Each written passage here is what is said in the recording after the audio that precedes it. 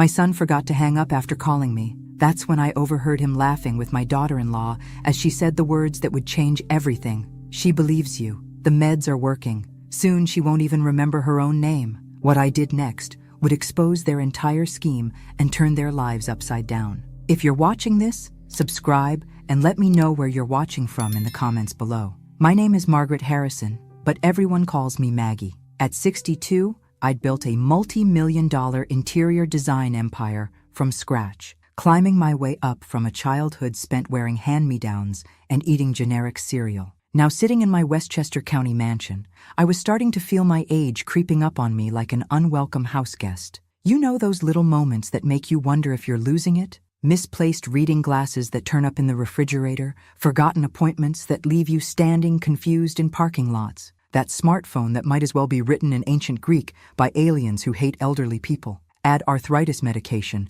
and blood pressure pills to the mix, and suddenly you're that woman fumbling with pill bottles like they're Rubik's Cubes designed by sadists. The worst part? I'd always prided myself on being sharp as a tack. I could remember every client's favorite color scheme, every contractor's phone number, every supplier's delivery schedule. My mind was my most valuable asset. That's when David reappeared in my life, like a bad penny. My son hadn't spoken to me properly in 15 years. Not since the divorce that made the War of the Roses look like a friendly disagreement over dinner plans. He'd chosen his father Robert's side with the enthusiasm of a sports fan, picking a winning team naturally. Nothing says happy family like your own child calling you a selfish witch in a courthouse hallway while reporters scribbled notes. The custody battle had been brutal, even though David was already 18 and legally able to choose where he wanted to live. But choose he did, and it wasn't with me. Robert had poisoned him against me so thoroughly that David blamed me for everything from the divorce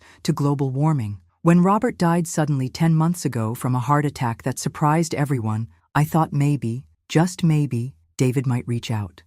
You know, grief has a way of putting things in perspective. He didn't come to the funeral, didn't call, didn't even send one of those generic sympathy cards you buy in hospital gift shops. Class act, my son. I'd heard through mutual acquaintances that he'd married Amanda a few years back, some blonde who worked in healthcare. Beyond that, radio silence for over a decade. But 2 months ago, miracle of miracles, David showed up at my door with his wife Amanda, like some twisted version of the prodigal son story. "Mom, I've been doing a lot of thinking," he said, looking like butter wouldn't melt in his mouth. "We've wasted too much time holding grudges." Amanda nodded sympathetically beside him. Blonde, pretty, early 30s, worked as a medical assistant. The kind of woman who probably calls elderly patients sweetie while checking their pulses and mentally calculating their net worth. "Life's too short to stay angry," she added with the practiced sincerity of someone who's rehearsed this speech in front of a mirror until it sounded natural. Here's the thing about desperate, lonely people.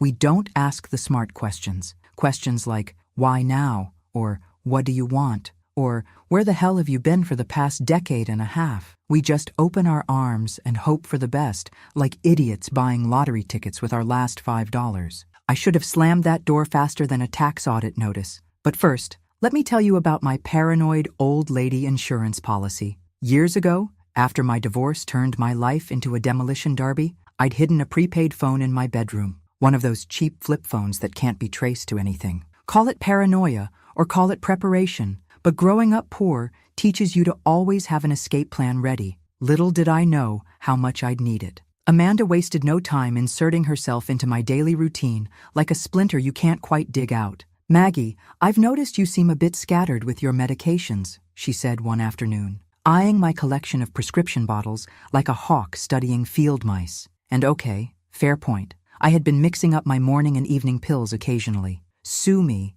when you hit 60, pills multiply like rabbits, and every bottle looks identical when you're squinting without your reading glasses. Amanda gathered all my medication with the efficiency of someone who'd done this before and returned with what looked like a pharmacy's worth of organization. Professional pill organizer, color-coded schedule, laminated charts, and some new additions I didn't recognize. "These are cognitive support supplements," she explained, showing me blue capsules that could have been anything from vitamins to horse tranquilizers. Dr. Martinez at our clinic recommends them for anyone over 60. They'll help with the memory lapses and confusion. The supplements made me drowsier than a Sunday sermon in July, but Amanda assured me this was perfectly normal. Your brain is getting better nutrition. Some fatigue is expected while your system adjusts to the improved chemical balance. Right, because nothing says brain nutrition like feeling like you've been hit by a sleep dart shot from a blowgun. Meanwhile, David appointed himself my personal financial advisor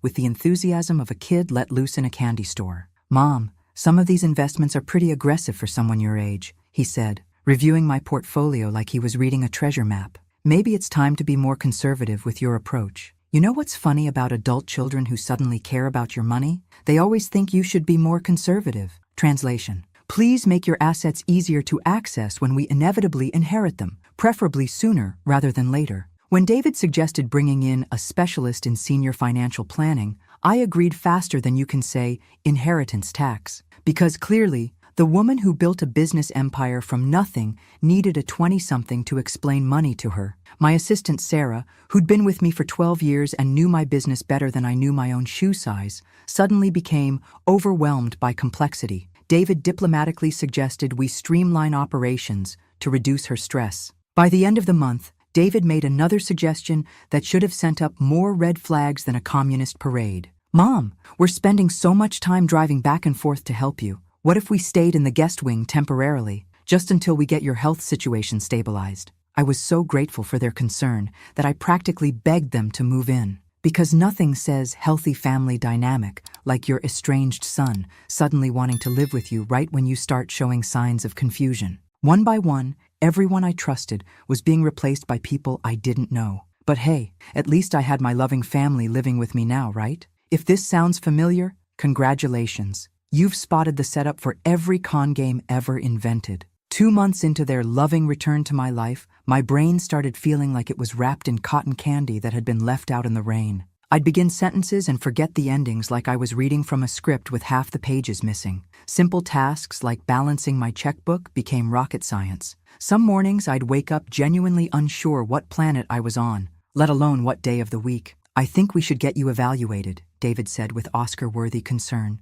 his brow furrowed like a method actor preparing for his big scene. "These episodes are getting worse, and we're worried about your safety." Amanda had been keeping detailed notes about my cognitive lapses, and let me tell you, nothing makes you feel more loved than someone documenting your every mental stumble like you're a lab rat in a maze experiment. She arranged an appointment with Dr. Miller, a geriatric specialist who came highly recommended. Apparently, my family physician, Dr. Peterson, was too old-fashioned for modern dementia treatment, because nothing says cutting-edge medicine like replacing a doctor who's known you for 20 years with someone who's never seen you before and doesn't know your medical history from a grocery list. Dr. Miller's examination was thorough, I'll give him that. After reviewing Amanda's detailed notes and putting me through cognitive tests that made me feel like I was failing kindergarten all over again, he delivered the news that every aging person dreads hearing. "Mrs. Harrison, you're showing signs of mild cognitive impairment that could progress to dementia. The symptoms you're experiencing are consistent with early-stage decline, dementia." The word hit me like a brick to the face thrown by someone I trusted. The same disease that had slowly erased my mother's brilliant mind, turning her from a sharp-tongued woman who could calculate tips in her head to someone who forgot her own daughter's name. Dr. Miller prescribed medication to slow the progression and recommended lifestyle changes.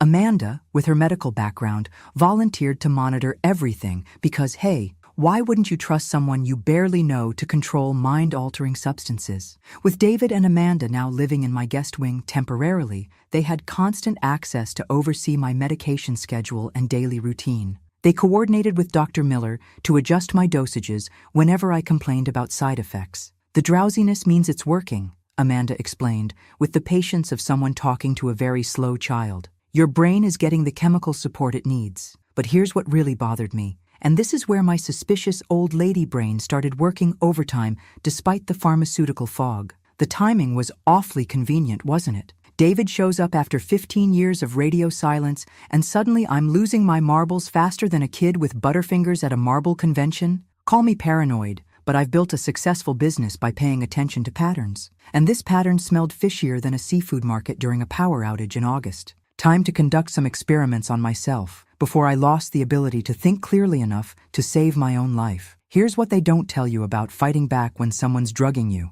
It requires the acting skills of an Oscar winner and the sneakiness of a cat burglar on a midnight heist. I started conducting experiments on myself that would have made Dr. Jekyll proud. Some mornings, I'd pretend to take my pills, but slip them into tissues instead, flushing them down the toilet when no one was looking. Not easy when you're being watched like a prisoner on suicide watch, but desperation makes you creative in ways you never imagined. On the days I skipped doses, the fog lifted just enough for me to think clearly. And let me tell you, clarity is terrifying when you realize you've been played like a violin by your own family, and they're not even good at playing violin. After a week of secretly skipping half my medication, I caught them red-handed in the most devastating way possible. David had called me while he and Amanda were out handling some business errands. It was one of his new checking in on mom routines, the kind of concerned son performance that would have won him an Emmy if stupidity was a category. When our conversation ended, I thought he'd hung up, but apparently my brilliant son had forgotten to actually disconnect the call before immediately talking to Amanda. That's when I heard him talking to her, his voice casual and unguarded because he thought I couldn't hear him anymore. "She's completely bought the dementia story," he said, and my blood turned to ice water in my veins. Amanda's voice came through my phone clearly. She was obviously with him wherever they were. "The meds are working perfectly. Dr. Miller says we can increase the dosage next month. Soon she won't even remember her own name." Well, wasn't that just precious? My own son and daughter-in-law discussing my chemical lobotomy like they were planning a vacation to Disney World. "How much longer do you think?" David asked, and I could practically hear him rubbing his greedy little hands together like a cartoon villain. 3 months, maybe 4. Then we can have her declared incompetent and transfer everything. The facility is ready to take her after the holidays. And the business restructuring? Almost complete. She's signed everything, thinking it was routine paperwork. The holding company will take control once she's committed. David laughed, actually laughed, at their brilliant scheme. 2.7 million in liquid assets, plus the house and business equity. My gambling debts will finally be history. Gambling debts. Of course. My prodigal son hadn't returned out of love. He'd returned because loan sharks were circling like vultures, and Mommy had a nice, fat bank account just begging to be drained. They continued discussing logistics like they were planning a dinner party instead of destroying a human being. Liquidating my investments, selling my house, paying off David's creditors who'd apparently been threatening him for months. Every word was like a slap in the face. But you know what? Sometimes a good slap is exactly what you need to wake up from a nightmare. These people had seriously underestimated Maggie Harrison. Big mistake. Time to show them what this confused old woman was really capable of when she set her mind to it. Planning a counterattack while pretending to be mentally incompetent is like trying to solve calculus while riding a unicycle in a hurricane. Challenging, but not impossible if you're motivated enough and angry enough to fuel a small rocket. And honey, I was both motivated and furious. The next few days were crucial. I needed evidence, but I had to be careful not to let them know I'd overheard their conversation. One slip-up, and they might accelerate their timeline or do something even more drastic. During one of the rare moments when David and Amanda were both out running errands, probably meeting with their crooked lawyer or bribing more medical professionals, I searched through David's makeshift office setup in the guest wing. What I found made my blood boil like a tea kettle on high heat. Legal documents transferring power of attorney, business restructuring papers that I apparently had signed, and most chilling of all, research printouts about accelerated cognitive decline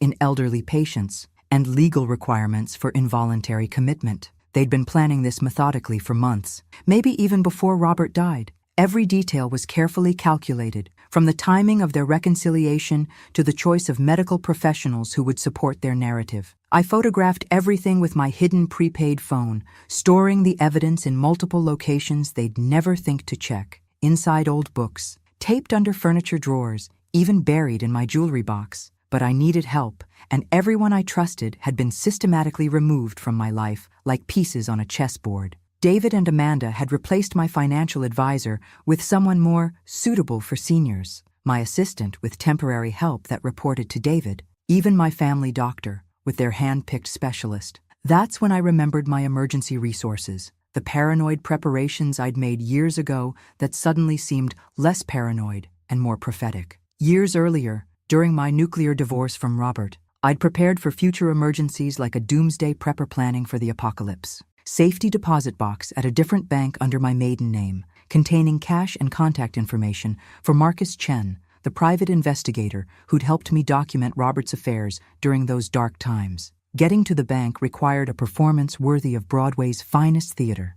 I waited until David and Amanda went on their weekly grocery shopping trip, one of the few times they left me completely alone since moving into my guest wing, like parasites setting up permanent residence. I called a taxi from my hidden prepaid phone, the one I'd bought years ago and kept charged in my bedroom drawer like a technological security blanket. At the bank, I retrieved my emergency stash, $5,000 in cash and Marcus's business card, slightly yellowed with age, but still perfectly legible. The teller looked concerned about my slightly disheveled appearance, but hey, that's what happens when you're fighting a pharmaceutical war against your own family. Marcus was now in his 70s, but still sharp as a tack and twice as clever. When I called him from a payphone, yes, they still exist in some corners of civilization, his reaction told me everything I needed to know. Maggie Harrison? 15 years. And you only call when you're in trouble. What's the story this time? I explained my situation to Marcus as clearly as possible, considering half my brain was still swimming in whatever cocktail of chemicals Amanda had been feeding me like a bartender with malicious intent. Elder abuse, fraud,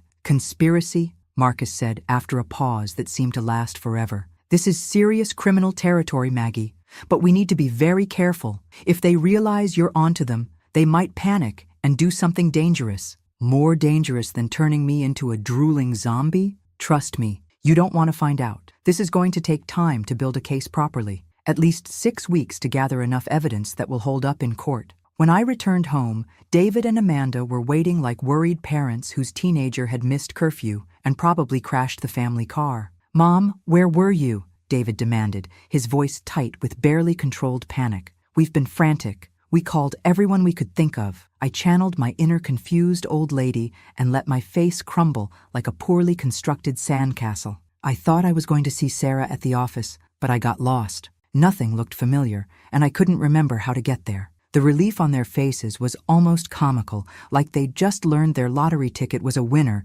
instead of worthless paper. Their helpless victim was still under control, still perfectly manageable. Oh, sweetie, Amanda cooed with fake sympathy. You can't go out alone anymore. It's not safe for someone in your condition. That night, they added another pill to my regimen, probably to prevent more dangerous solo adventures. I palmed it like a magician performing for an audience of fools, but the game was getting riskier with each passing day. Over the next month, Marcus worked methodically, building our case piece by piece, like a master craftsman constructing something beautiful and deadly. What he uncovered made my blood run colder than a walk-in freezer. The pills I'd been taking contained mild sedatives and memory-affecting drugs that caused temporary confusion. Not enough to kill me outright, but enough to make me seem mentally impaired to casual observers and medical professionals who weren't looking too closely. Amanda's medical credentials were more fraudulent than a $3 bill. She'd worked as a medical assistant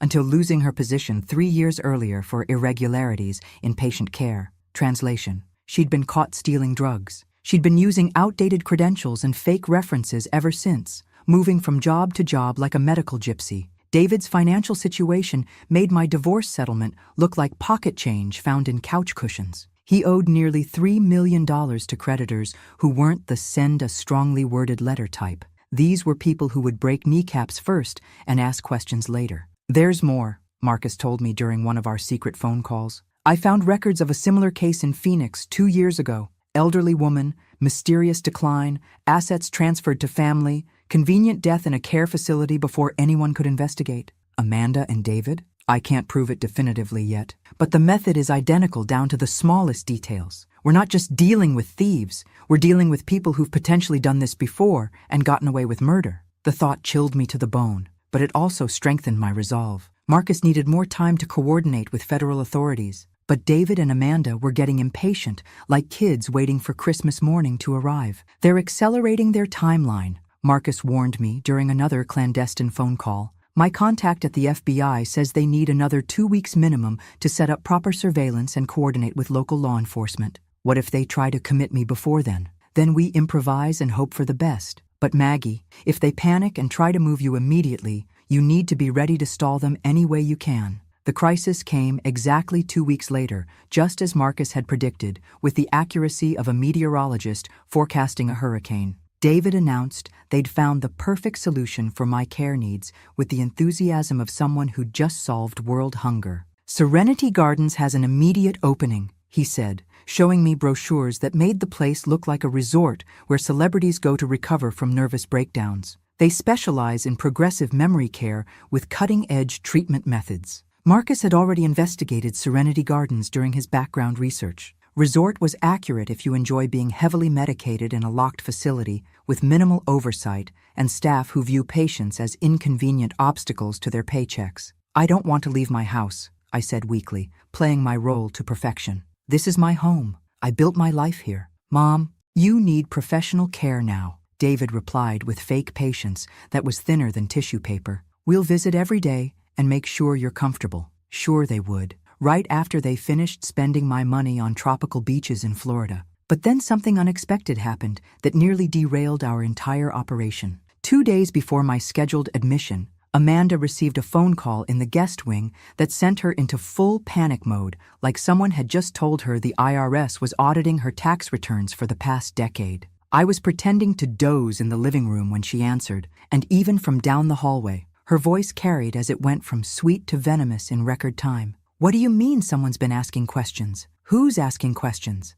There was a long pause filled with the kind of silence that makes your stomach drop through the floor. If someone's investigating, we need to move now. Today, this whole thing falls apart if anyone starts digging into our background. David tried to calm her down, but I could hear the fear creeping into his voice, like water through a cracked foundation. Who would investigate? She doesn't have anyone left who cares about her. I'm telling you, something's wrong. We get her committed today, or we risk losing everything we've worked for. My heart started racing as I realized they were about to accelerate their timeline in ways that Marcus might not be prepared for. I used my hidden phone to send Marcus a text message, moving today. His response came back immediately. Stall. Need 4 hours minimum. 4 hours. I had to keep them from moving me for 4 hours while pretending to be a confused old woman. Time to give the performance of my life. Amanda's panicked phone call to Serenity Gardens was a masterclass in manufactured crisis, the kind of performance that would have impressed Broadway directors if they were in the market for sociopathic talent.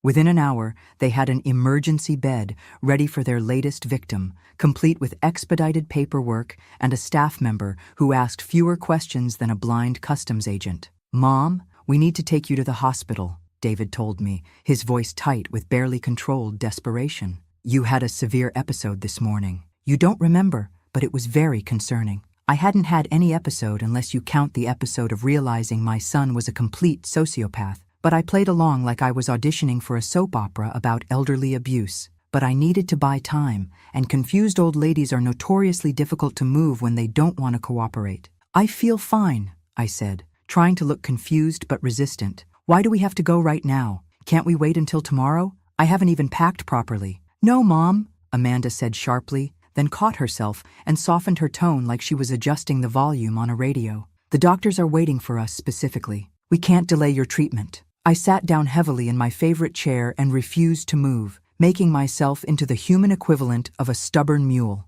I'm scared. I don't understand what's happening. Why can't I see Dr. Peterson first? For 30 precious minutes, I played the confused, frightened old woman who wouldn't cooperate with their urgent timeline. David and Amanda grew increasingly agitated, checking their phones constantly like teenagers waiting for text messages from their crushes. I want to call my lawyer, I announced suddenly, reaching for the phone. Mom, you don't have a lawyer anymore. Remember? David said quickly. We simplified your legal affairs last month. Had they? The fog in my brain made it impossible to remember signing those papers, but apparently I had agreed to a lot of things I couldn't recall. Finally, David lost his patience completely. Mom, we're going. Now, stop being difficult and get in the car. He physically tried to lift me from my chair, but I made myself dead weight like a sack of particularly stubborn potatoes. I want to call Dr. Peterson first. Why can't I see my own doctor who knows my medical history?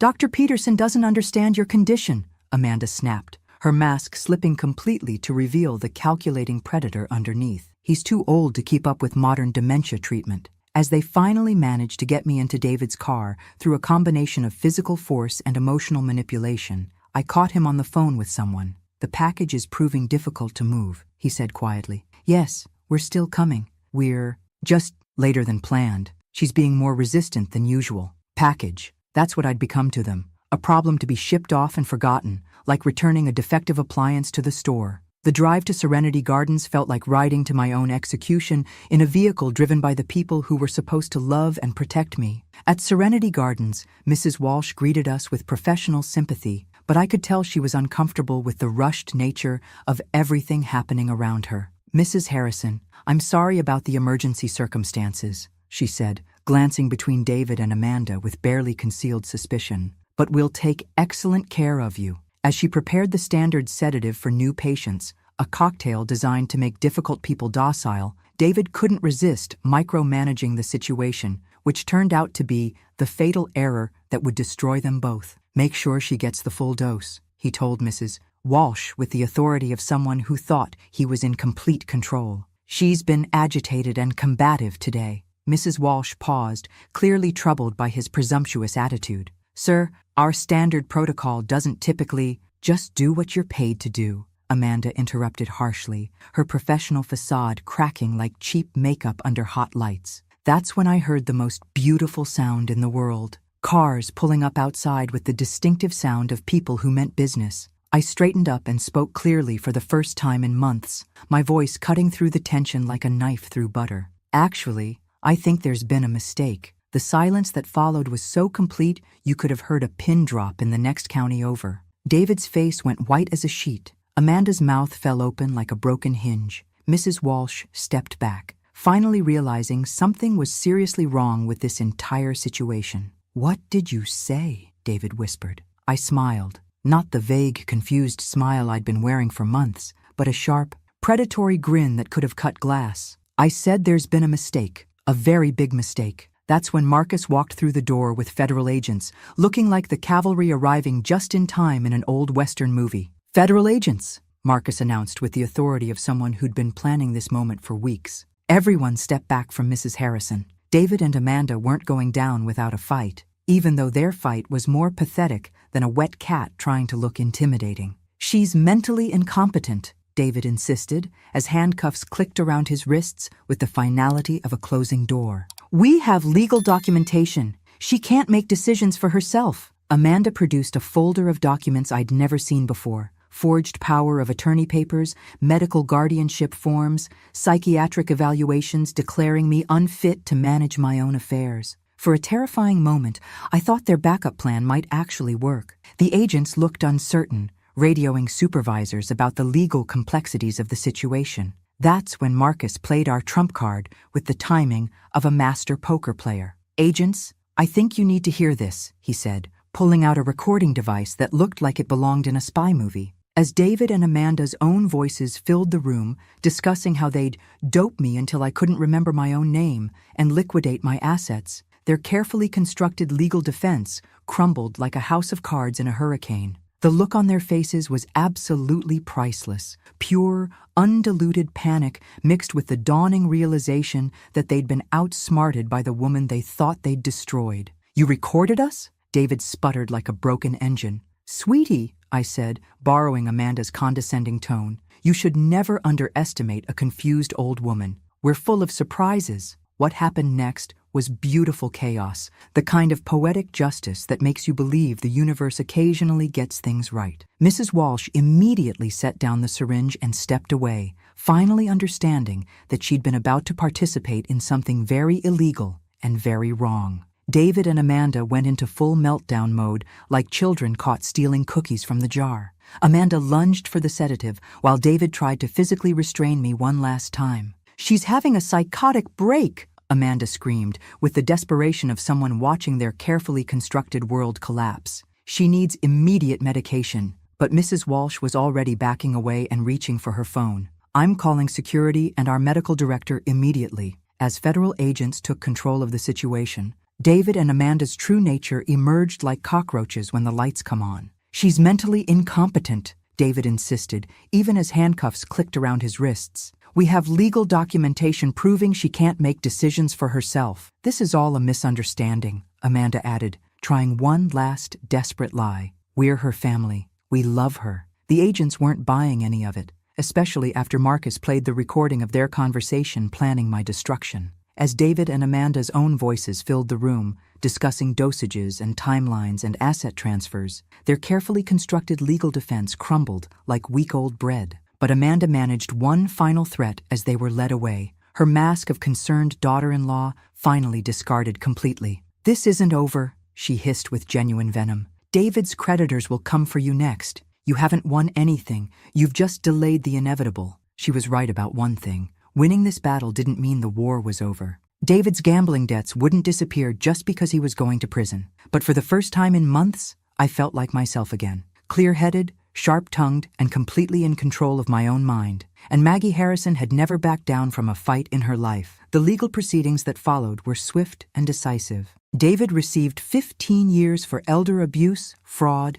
and conspiracy. Amanda got 12 years for conspiracy and practicing medicine with fraudulent credentials. Dr. Miller lost his license and received 3 years for his role in the scheme. Mrs. Walsh was cleared of charges but lost her job for failing to recognize obvious signs of abuse. The investigation revealed that Amanda and David had targeted at least 3 other elderly victims over the past 5 years, though only my case had enough evidence for prosecution. But the real victory wasn't sending them to prison. It was what I decided to do with my second chance at life. 3 years later, I'm sitting in the office of the Harrison Protection Foundation, watching Jake Morrison, Marcus's grandson, and now my business partner, coordinate another rescue operation. The foundation operates out of a building I purchased specifically for this work, complete with hotlines, legal resources, and a network of investigators who help families facing situations like mine. This month alone, we've helped an 80-year-old man whose nephew was slowly draining his accounts through forged checks,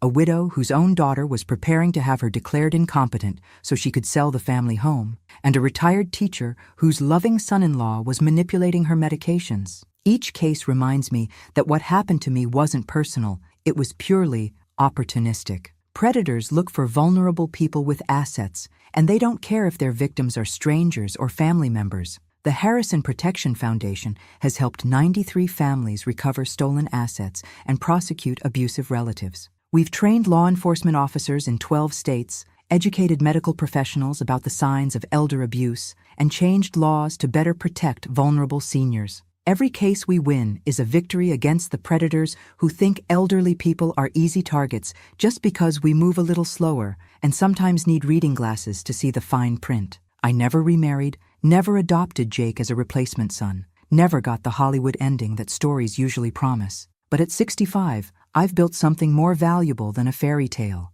a purpose that transforms my worst experience into meaningful protection for others. The foundation operates with the efficiency of a well-run business and the passion of people who've seen firsthand how devastating elder abuse can be. We have hotlines that ring 24 hours a day, legal resources for families who can't afford attorneys, and a network of investigators who work for justice rather than just money. Last month, Dr. Sarah Chen, the geriatrician who helped me recover from the medication-induced cognitive impairment, joined our medical advisory board. She's developing protocols to help doctors recognize when patients are being manipulated or drugged by family members. I received a letter from David last year, written on prison stationery that looked as cheap as his apologies. He'd found religion behind bars, apparently, and wanted forgiveness and financial help for his appeals. The letter was filled with biblical quotes and promises to change. I read it once, then filed it away without response. Some bridges are burned for good reason.